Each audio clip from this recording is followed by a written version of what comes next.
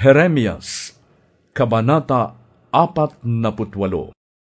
Tungkol sa Moab, ganito ang sinasabi ni Yahweh na makapangyarihan sa lahat, ang Diyos ng Israel. Kahabag-habag ang Nebo, sapagkat ito'y ganap na mawawasak. Nalupig ang Kiryataim, nawasak ang kanyang pader, at nalagay sa kahihiyan ang mga mamamayan. Wala na ang katanyagan ng Moab. Ang Hesbon ay nasakop na ng kaaway. Sinabi pa nila, halikayo, wasakin natin ang Moab hanggang hindi na ito matawag na isang bansa. At kayong nakatira sa Dibon, kayo'y patatahimikin. Hahabulin ng tabak ang inyong mamamayan. Dinggin ninyo ang pagtangi sa Horonaim dahil sa karahasan at pagkawasak. Wasak na ang Moab. Iyakan ng mga bata ang siyang maririnig. Sa pag-akyat sa luhit, mapait na tumatangis ang mga mamamayan. Pagbaba sa Horonaim, naririnig ang paghiyaw ng kapahamakan. Tumakas kayo. Iligtas ninyo ang inyong buhay, gaya ng mailap na asno sa disyerto. Mga taga-Moab, dahil nagtiwala kayo sa inyong lakas at kayamanan, kayo'y malulupig din, at dadalhing bihag ang Diyos-Diyosan ninyong si Chemos, pati ang kanyang mga pari at mga lingkod. Papasukin ng tagawasak ang bawat lunsod, at walang makakatakas. Mawawasak ang kapatagan at ang libis ay guguho. Lagyan ninyo ng puntod ang Moab, sapagkat tiyak ang kanyang pagbagsak. Mawawasak ang kanyang mga lunsod, at wala nang maninirahan doon. Sumpain siya na pabaya sa pagtupad sa gawain ni Yahweh. Sumpain siya na ayaw gumamit ng kanyang tabak sa pagpatay. Namuhay na panatag ang Moab mula sa kanyang kabataan. Sabi ni Yahweh, siya'y gaya ng alak na hindi nagagalaw ang latak. Hindi siya isinasalin sa ibang sisidlan. Hindi pa siya nadadalang bihag, kaya hindi pa nagbabago ang kanyang lasa, at ang kanyang amoy ay hindi pa nawawala. Kaya tiyak na darating ang panahon na magsusugo ako ng mga lalaking magtutumba sa mga sisidlan. Itatapon nila ang laman nito, at saka babasagin hanggang sa madurog. At ikakahiya ng mga taga-Moab si Chemos, na kanilang Diyos-Diyosan, katulad ng Bethel, ang Diyos-Diyosang ikinahiya ng Israel, matapos niyang pagtiwalaan. Kayong mga lalaki sa Moab, paano ninyo masasabing kayo'y mga bayani at mga matatapang na mandirigma? Dumating na ang wawasak sa Moab at sa kanyang mga lunsod, at ang magigiting niyang kabataan ay masasawi. Ito ang pahayag ng hari na ang pangalan ay Yahweh na makapangyarihan sa lahat. Nalalapit na ang pagbagsak ng Moab. Mabilis na dumarating ang kanyang pagkawasak. Magdalamhati kayo dahil sa Kanya, mga karatig bayan, at kayong lahat na nakakakilala sa Kanya. Sabihin ninyo, nabali ang matibay na setro, ang setro ng karangalan at kapangyarihan. Kayong mga taga-Dibon, bumaba kayo mula sa inyong kataasan at maupo kayo sa tigang na lupa, sapagkat dumating na ang wawasak sa Moab at iniwang wasak ang inyong mga tanggulan.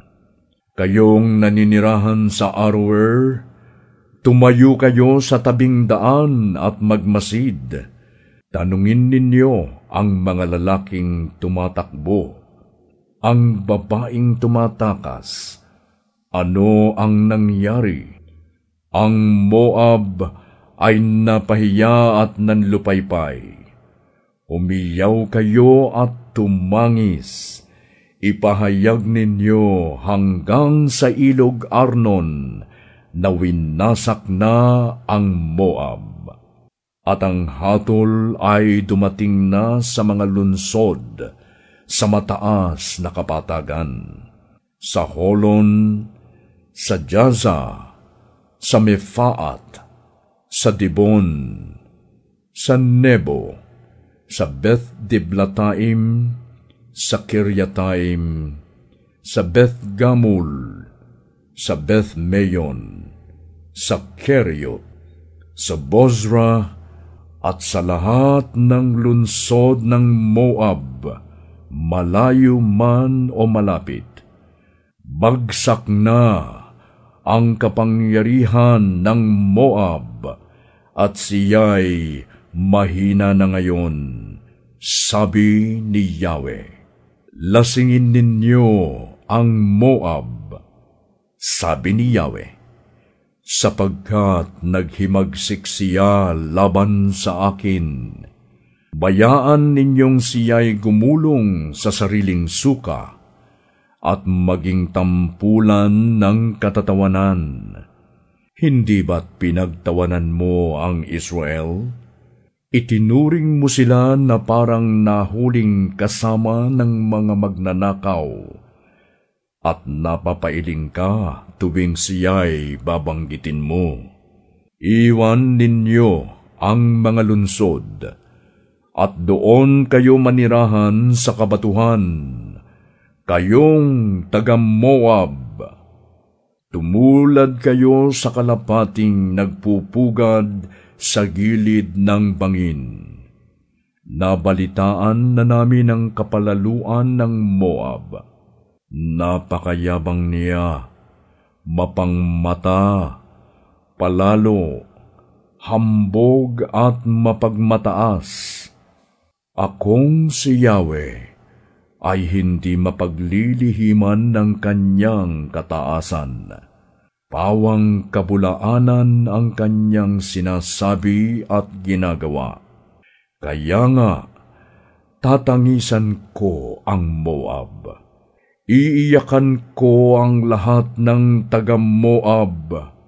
Magdadalamhati ako para sa mga taga-Kirheres. Tinangisan kita, o baging ng Sibma, nang higit sa pagtangis ko para sa Jazer. Ang mga sangamoy lumampas sa dagat at umabot hanggang sa Jazer. Dumaluhong ang maninira sa iyong mga bungang kahoy at ubasan ng panahon ng tag-araw. Napawi na ang kagalakan at kasayahan sa mabungang lupain ng Moab. Pinahinto ko na ang pag-agos ng alak sa pisaan ng alak. Wala nang pumipisa rito na may sigawan at katuwaan. Ang sigawan ngayon ay hindi na dahil sa kagalakan. Sumisigaw ang Hesbon at Eleale, at ito'y umaabot hanggang sa Jahaz. Abot ang kanilang tinig mula sa Zoar hanggang Horonaim at Eglat Selisia, sapagkat matutuyo rin pati ang mga tubig sa Nimrim. Papatigilin ko ang pag-aalay sa mga altar sa kaburulan at ang pagsusunog ng handog sa kanilang mga Diyos. Akong si Yahweh ang nagsabi nito, kaya tumatangis ang aking puso dahil sa Moab. Gaya ng tunog ng plauta, tumatangis din akong parang plauta dahil sa mga taga-Kirheres. Wala na ang kayamanang pinagsumikapan nilang ipunin. Inahit ng mga lalaki ang kanilang buhok, gayon din ang kanilang balbas. Hiniwaan ang kanilang mga kamay, at nagdamit sila ng damit panluksa, tanda ng pagdadalamhati. Ang pagtangis ay maririnig mula sa mga bubungan ng bahay sa Moab at sa malalapad na liwasan niya, sapagkat winasak ko ang Moab tulad sa isang tapayang wala nang may gusto. Wasak na wasak ang Moab. Sa laki ng kanyang kahihiyan, siya ay naging tampulan ng paghamak at panghihinayang ng lahat ng bansa. Ganito ang sabi ni Yahweh, darating ang isang bansang simbilis ng agila at lulukuban ng kanyang pakpak ang lupain ng Moab. Sasakupin ang mga bayan, babagsak ang lahat ng pader, at sa araw na iyon, manghihina ang mga kawal ng Moab, gaya ng panghihina ng isang babaeng malapit ng manganak. Gayon mawawasak ang Moab, at hindi na siya kikilalaning isang bansa, sapagkat naghimagsik siya laban kay Yahweh. Nakaamba na sa Moab ang kapahamakan, ang hukay, at ang bitag. Pagtakbo ng isang tao palayo sa kapahamakan, mahuhulog siya sa hukay. Kung siya'y umahon mula rito'y, mahuhuli naman siya sa bitag. Lahat ng ito'y mangyayari sa Moab pagdating ng taon ng kanilang pagsusulit. Ito ang sinasabi ni Yahweh. Magtatago sa Hesbon ang mga pagod na pugante. Ito ang lungsod na dating pinamahalaan ni Haring Sihon. Subalit, lumaganap ang apoy mula sa palasyo. Nilamon ang bayan ng Moab at ang kabundukang pinagkukublihan ng mga taong mahilig sa pakikidigma. Kahabag-habag ka, Moab.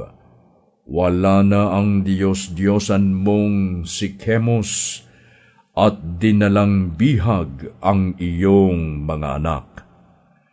Gayunman, pagdating ng araw, ibabalik ko sa dati ang kayamanan ng Moab. Ito ang hatol sa kanya. Ang sabi ni Yahweh,